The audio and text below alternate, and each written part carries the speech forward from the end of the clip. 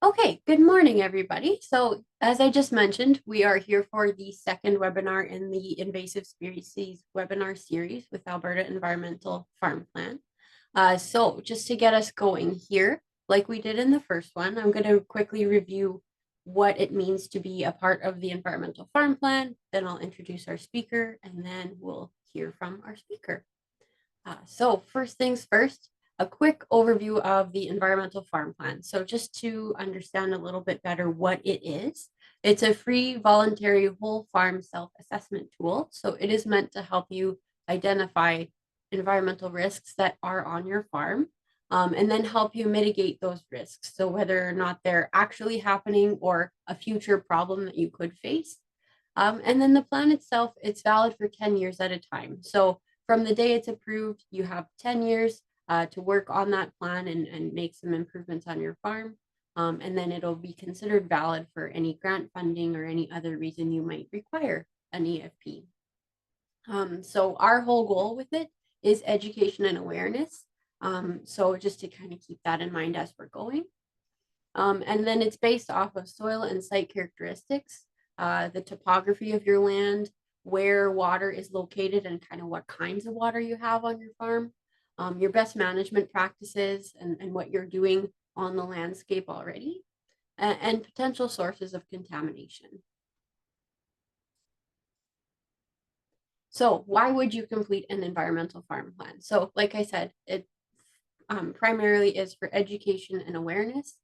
So to learn more about your farm and be a better steward of the land. But it can also help you reduce costs and increase efficiencies and profit on your farm. It can help you meet global sustainability standards as well.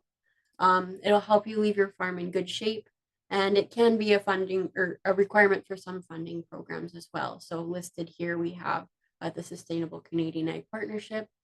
We have some ALICE programs will require it. Agri-invest in some cases, depending on if you meet that net allowable sales above $1 million threshold. And then, of course, it might be a requirement for some commodity groups. So if you're not already a part of the program, there's a way to register through that QR code on the screen, or you can visit our website as well, and it'll direct you to register for an account.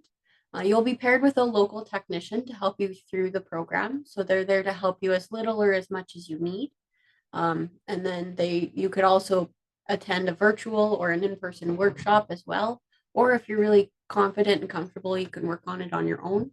And everything that you put in the plan is strictly confidential between you and that technician. So then you don't have to worry about somebody not having or somebody having access to the information you put in. It's totally confidential.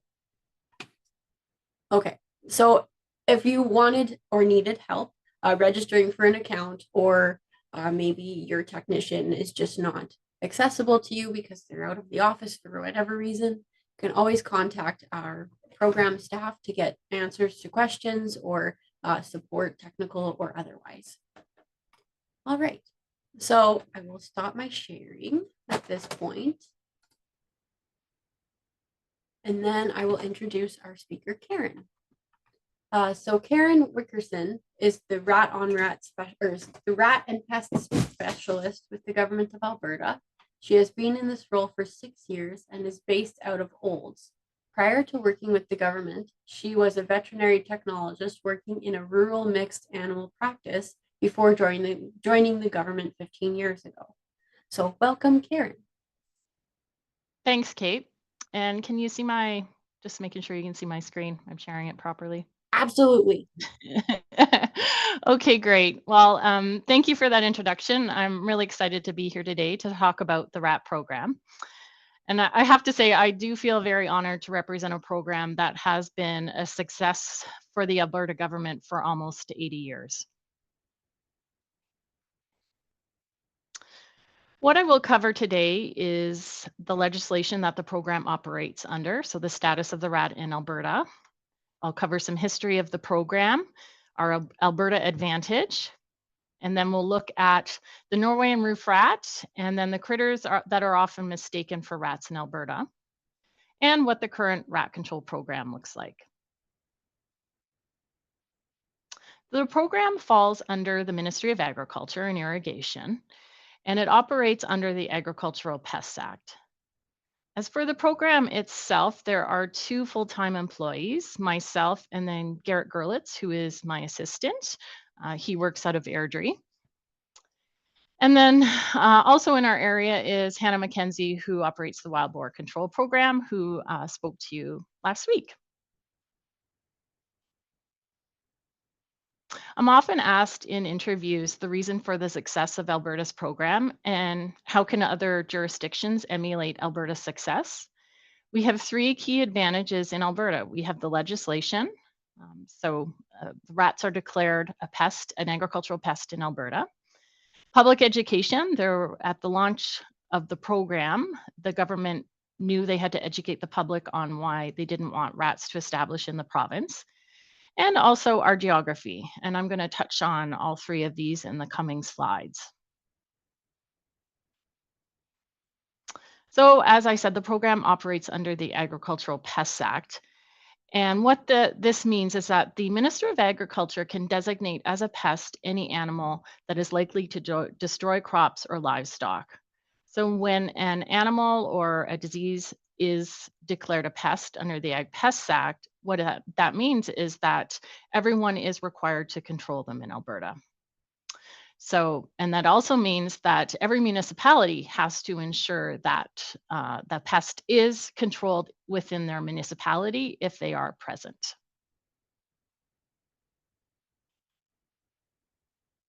So some of the pests, agricultural pests and nuisances that we deal with here in Alberta or in our program, I should say, are the Norway rat, and then that includes any other rat species or strain derived from the genus Rattus. So that includes the roof rat. So the Norway rat and the roof rat are the two rats that we are concerned with or that we actively seek to control within our program. And then wild boar, of course, are now fully designated a pest. And then I just like to touch on nuisances because quite often these other critters are called pests, but in Alberta, they are declared a nuisance or labeled as a nuisance. What that means is they may be controlled on your property if you so choose to. So of course, we've got coyotes, Richardson ground squirrel, skunk, mice, the northern pocket gopher, and magpie. And I'm sure all of you are very familiar with those. A little bit about the history of rats in Canada. So the Norway rat moved westward across Canada and reached the Manitoba-Saskatchewan border in the late 1920s. And it took about 30 years of them moving westward across the province of Saskatchewan to reach the Alberta-Saskatchewan border.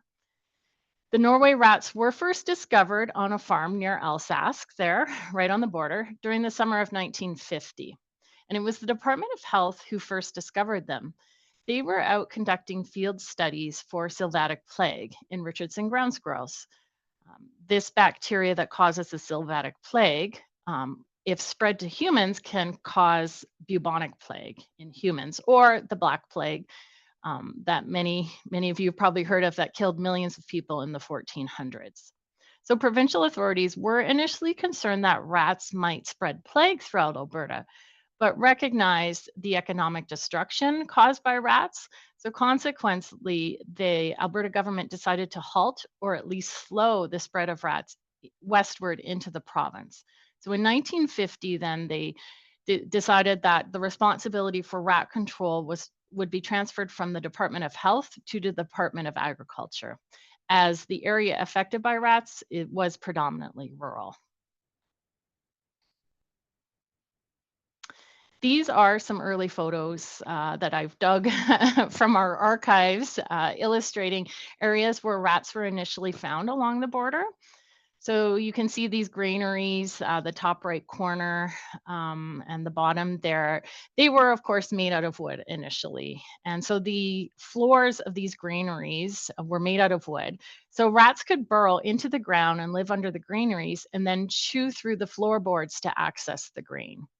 And then, of course, any granaries that had the feed stored in bags or just stored in the granary, it was very easy for rats to access that grain And so they could live under the granary and then have the food throughout winter available to them so they could survive winter. And then here are some examples of the literature that was distributed. Probably some of you have seen these old posters. They're pretty cool to look at. The posters were initially modeled off of World War II messaging, kill the rat, he is evil. The government certainly made a concerted effort to educate the public why we do not want rats to establish in the province. And they also did things like they taxidermied some rats because everybody in Alberta probably hadn't seen a rat before, so didn't know how to identify them. And some of the offices, the agriculture offices throughout Alberta, still have some of these rats as well. Then as far as our geography, we're pretty unique as well. You know, overland, really, the Alberta-Saskatchewan border was the biggest threat. Of course, we're cold to the north, so rats would not be coming down from the Arctic. We have the mountains to the west, and the mountain terrain is too difficult it would be too far for rats to travel over mountains to get into Alberta. And then as far as Montana, the farms were spread far apart down there, you know, as sparsely populated.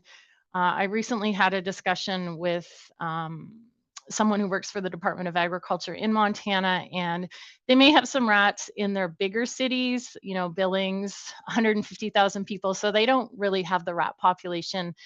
They haven't certainly had a rat population that we've ever had to be concerned about coming into Alberta. So again, it was really just the eastern border. And that yellow strip there you can see along the eastern border is the rat control zone. And that still exists today. And we still do inspections in that area. Not as far into the province westward as we once did in 1950, just because we don't have the risk there that we once did, but we certainly do inspections there twice a year in the first range, which is the first approximate 8 kilometers. And the first rat patrol, I love to throw this photo in.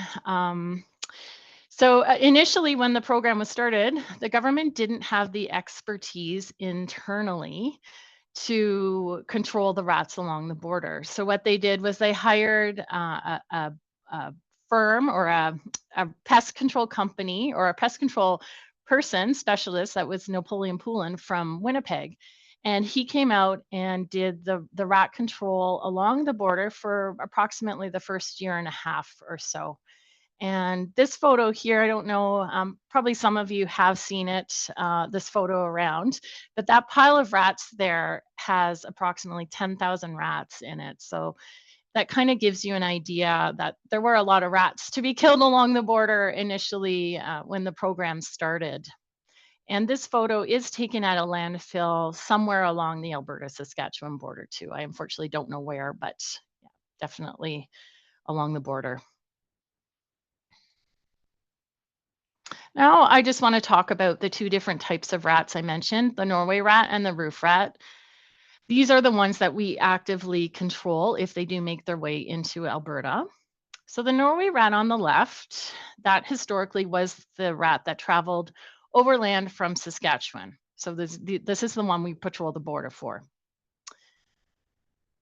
They can hitch rides on transports and vehicles from out of province as well. And of course, they are the only successful rat to overwinter on the prairies. So they have brown coloring kind of on the top, and then underneath they're buff kind of off-whitish color. And the body is longer than the tail. And this rat here too, this is a female rat, and I believe she's pregnant. That's why she's so big. But you can see they're about 16 inches in length. Now, the roof rat on the right is a smaller rat body length-wise, but it does have a longer tail. And that tail is, if you pull it around to the front of the head, it actually reaches past the nose of the roof rat. And the roof rat also has larger ears compared to a Norway rat, because the Norway rat is a burrowing rat. The roof rat is known for climbing because they came over on ships. And that ear, if you pull it forward, it will cover the eye. So sometimes it actually helps us to identify whether a critter that we receive a report on is whether it's a roof rat or a mouse. And you can see that they are approximately about the same length as well in size if you combine their body and their tail. And this poster here is, this is something we have on our website, and I just like it because it's a great comparison of the size of the roof rat compared to the Norway rat, and then the house mouse as well. And you can see the difference in the ears as well. The Norway rat, the ears are closer to the body. The roof rat has some larger kind of more pointy ears, and then the house mouse has that kind of wider, it has a big ear, but it's kind of wider in size. And you can see the different sizes of the feces there as well. Now I'm going to just talk about the areas in the province where we are at high risk for rats. Historically, the program has focused on agricultural settings. The government wanted to prevent rats from spreading into the province and causing agricultural losses. So these photos are actual photos from the rat control zone. And I talked about the rats burrowing into the ground and then coming up through the wooden floor of the granaries to access the grain inside. So you can see the center photo and the photo on the right. And actually the top left photo as well, that this is all the same grain bin. So it is an older bin that still has that wooden floor, but rats were found. This was actually the first infestation that when I first started, I was able to go out with Phil Merrill and learn about. And yeah, these rats had overwintered, so they were able to survive under this granary. And you can see the holes where they burrowed into the ground and then chewed through the floor and accessed that grain that was inside. And so that was their food source for the winter. And then the photo kind of bottom left is of some bales that the rats, you can see the holes there that the rats burrowed into. And so they were able to survive, again, over winter in these bales as they had shelter and a source of food as well. Urban areas. Now, this is the kind of the next frontier of the RAP program. And these photos I will mention are not from Alberta, fortunately. So this is not something we had to deal with, or I had to deal with in urban areas for the program. Rat populations in urban areas are very difficult to control as there's shelter and food everywhere. It's in abundance. Excuse me.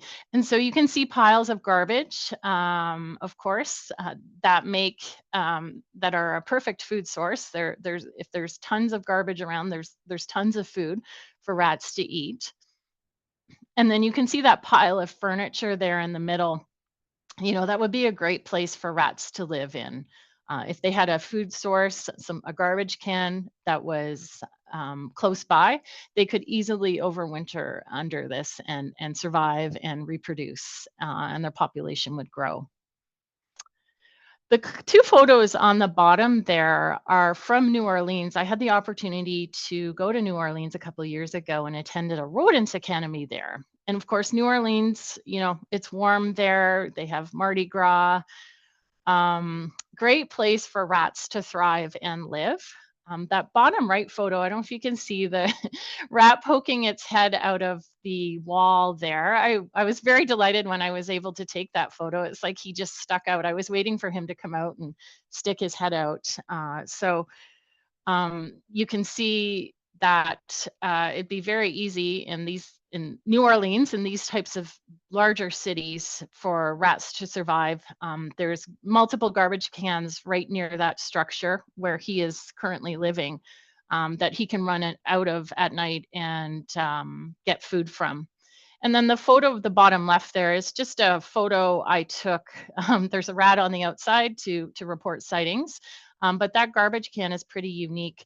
A lot of these larger cities, including New York City, as they're trying to encourage or trying to control rat populations, have had to look at redesigning garbage cans because they are great sources of food for rats. And so that is kind of a compacting garbage can that has been developed.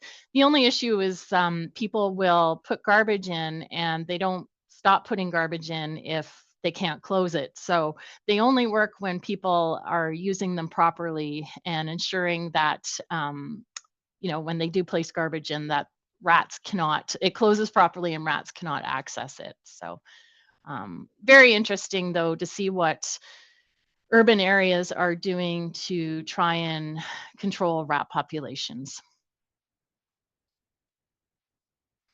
Hitchhikers. These are the majority of the rats that we see coming into the province that are reported to us in Alberta.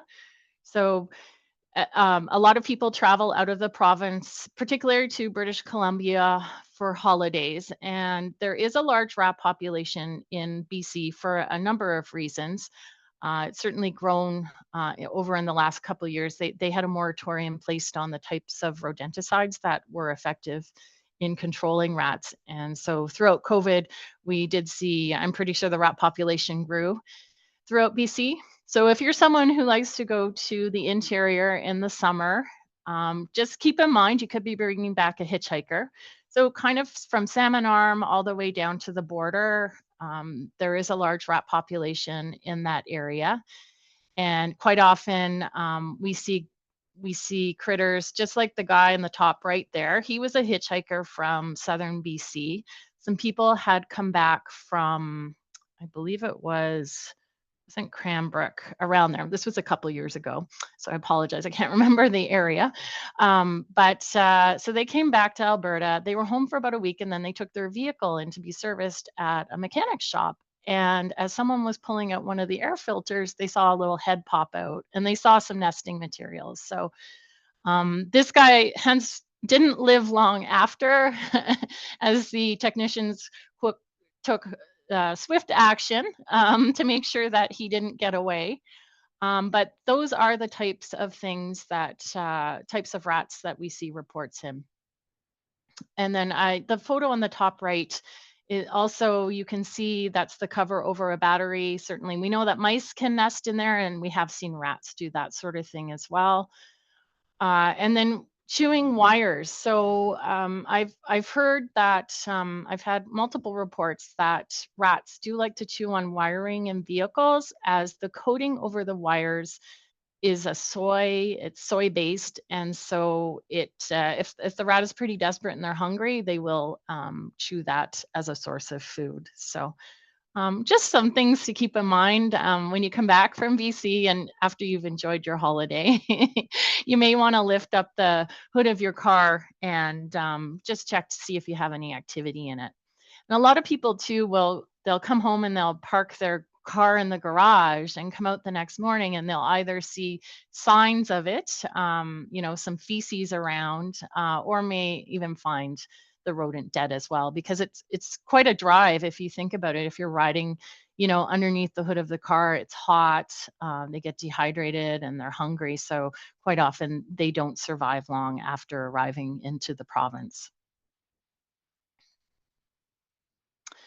And then recycling facilities, landfills, warehouses, any type of facility that is bringing product in from out of province can potentially bring rats in. So we did have some infestations in recycling facilities a couple years ago. Most likely product was brought in from out of province. Landfills, some of you maybe remember we had a big infestation at the Medicine Hat landfill in 2012. That took 2 years to eradicate, but we were successful in eradicating it. But that infestation was traced back to some I think it was farm equipment that ended up at the landfill there. So and then warehouses too could potentially bring in their big trucks bringing product in from out of province. So there is the potential there for rats to get in. And you can see in the landfill recycling facilities, there is a constant source of food coming in. And sometimes the rats can go undetected for a while, and the population can grow before we know that they're actually in these types of facilities.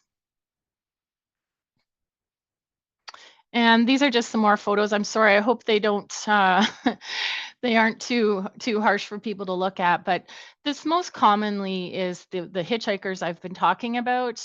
What is reported to us. So quite often, like in urban areas like Calgary and Edmonton, people will be out walking their dogs and they'll just be walking along the sidewalk and they'll see a dead critter, and they take a photo and send it to us, and we'll identify whether it is a rat or not. But certainly it is quite common. Well, common in the reports that we receive. This is how rats are found. And sometimes people do find them in bait stations as well if they have them placed, whether it is in their business or not. So if you suspect a rat, we encourage people to report to us at our email and send a photo if they can, whether it is even some evidence of a critter that you suspect to be a rat. We encourage photos to be sent all the time. We always like to trace the source. Usually our first question is, have you traveled out of province recently? Any businesses that do have that rats are found in, they have to employ a pest control company, and we work with the pest control company. And of course, the first thing is always we want to make sure that the facility or the location is cleaned up. So all sources of food are removed, and any nesting locations. I do like to touch on pet rats. We do receive a lot of questions about whether pet rats are allowed in the province or not. And the answer is no, we do not allow pet rats. Simply because we do not want people to become comfortable seeing rats in people's homes. Uh, we, yeah, we just feel that people would be less likely to report rat sightings outside of people's homes to us if they were seeing rats in people's homes, thinking that, yeah, we have a tolerance for them, and we have a zero tolerance for the Norway or the roof rat in Alberta. And some people do report African soft fur rats to us. People advertise them on, Facebook as feeder rats as food, basically for snakes, reptiles, that sort of thing. And these African soft fur rats, they have rat in their name, but they're actually mice. So it's a bit misleading. So we do not do anything when it comes to African soft fur rats, as they are technically mice.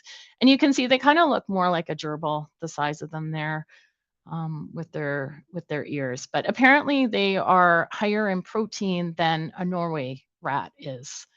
So that's why people do raise them for snakes. And I should say too, we sometimes do have people rat it out to us, where people have been keeping a pet rat, and someone does know that they shouldn't have this, and they will report to us, and we accept anonymous reports as well, and we'll investigate them.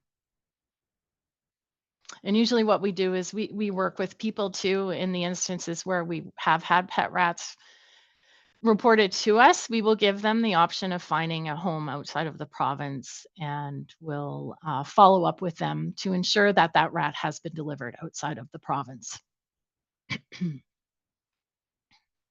This is kind of my favorite part of the program. I like to talk about the critters that are often mistaken for rats in Alberta.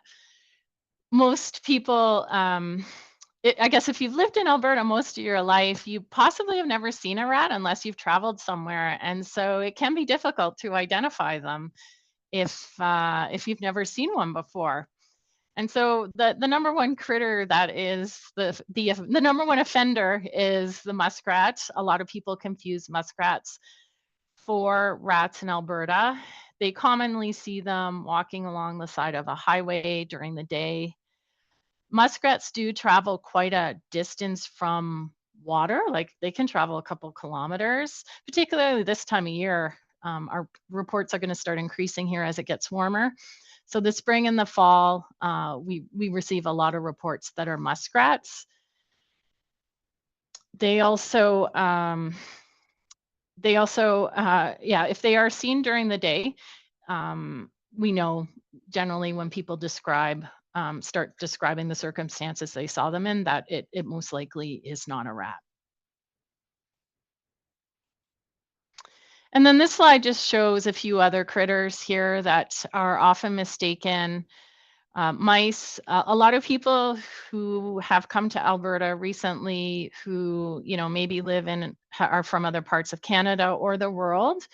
If they live somewhere with a high rat population, they may have never seen a mouse before and not know that a mouse is different from a Norway or roof rat. Tree squirrels, we've had quite a few reports over the years of the black tree squirrel. They are not native to Alberta. They live, there's quite a population in the Calgary area.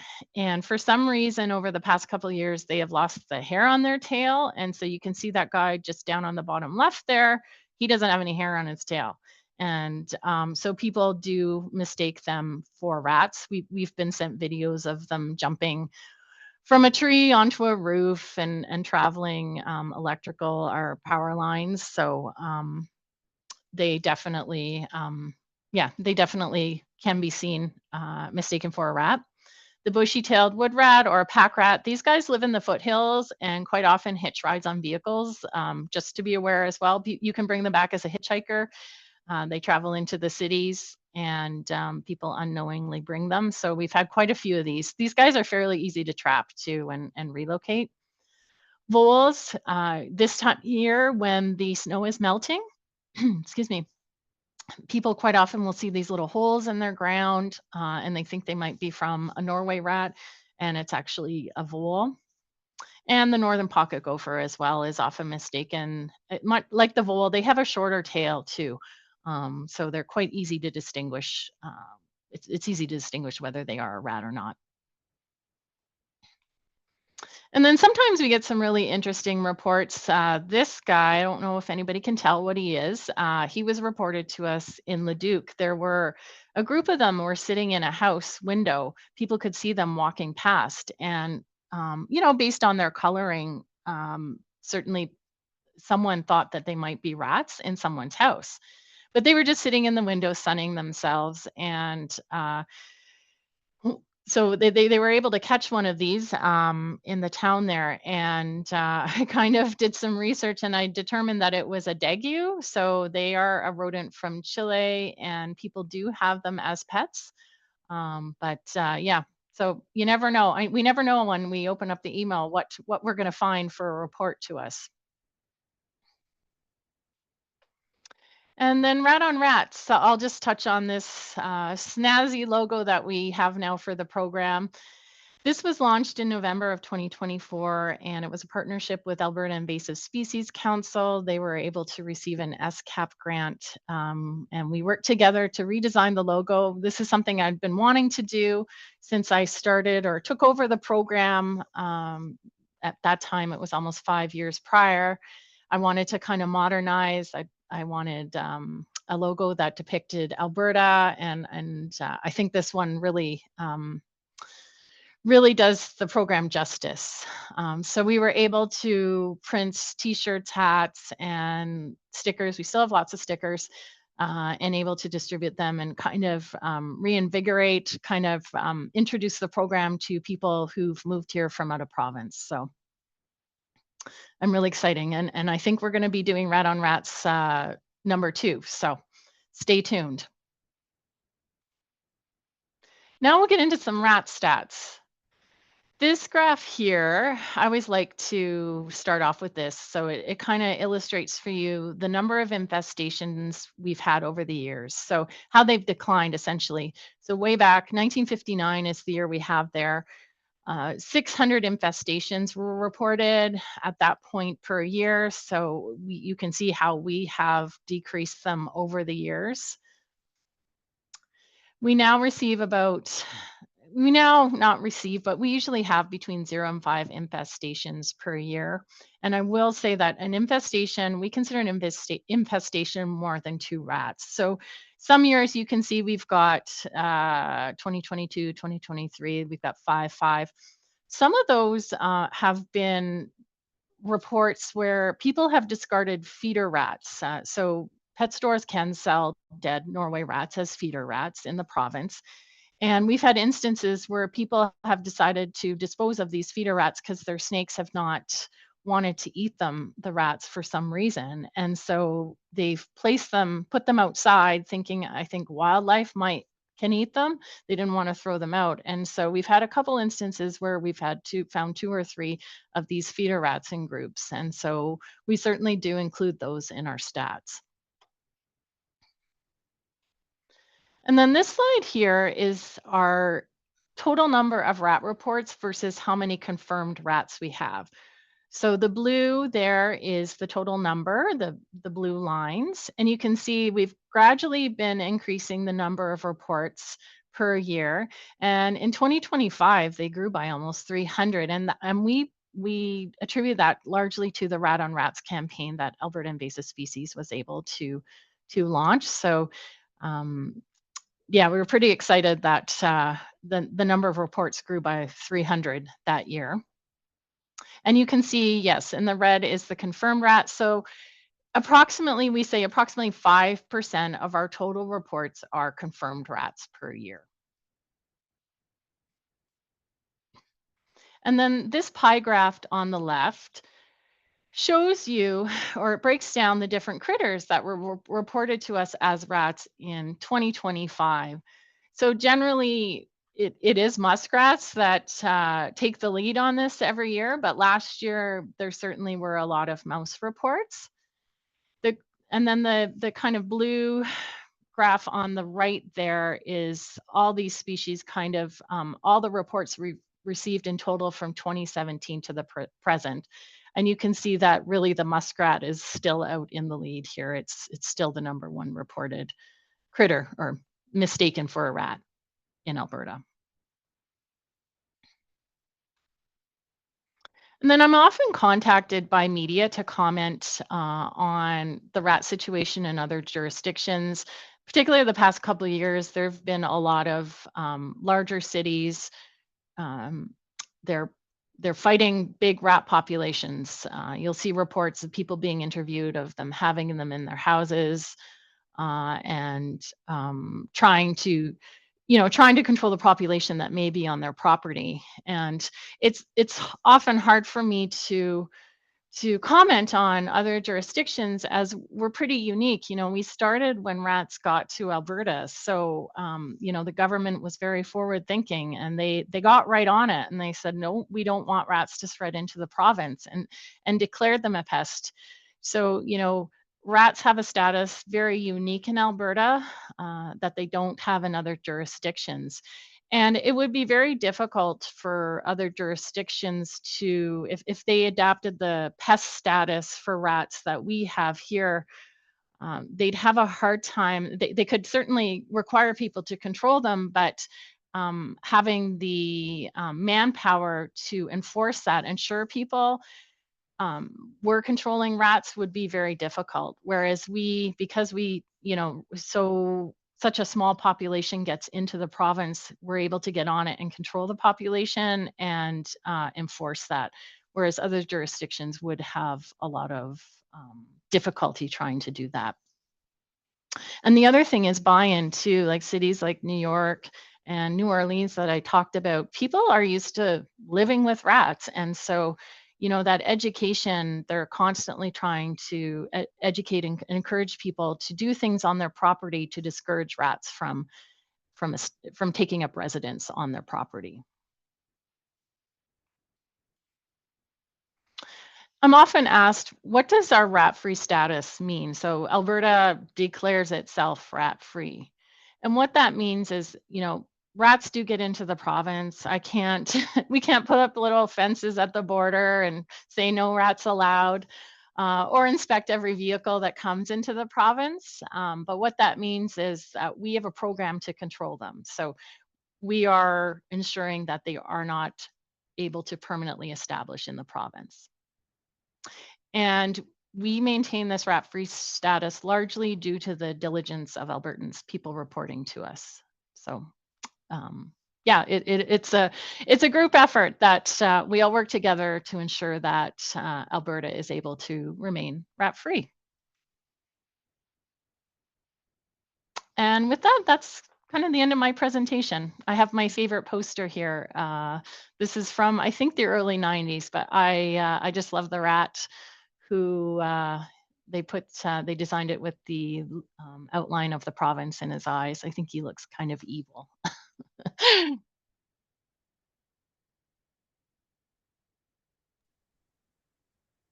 All right, well, thank you, Karen. So I put a comment in the chat earlier in her presentation. If you have any questions or comments you want to share, put them in the chat, or you can unmute yourself and ask them live now. So whatever you prefer, if you have any questions to share.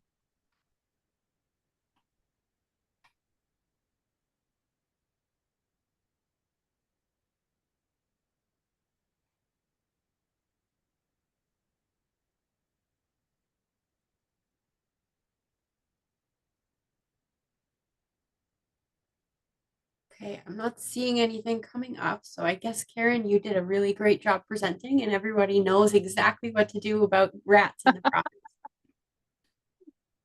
Yeah, we're always happy to look at photos of dead critters.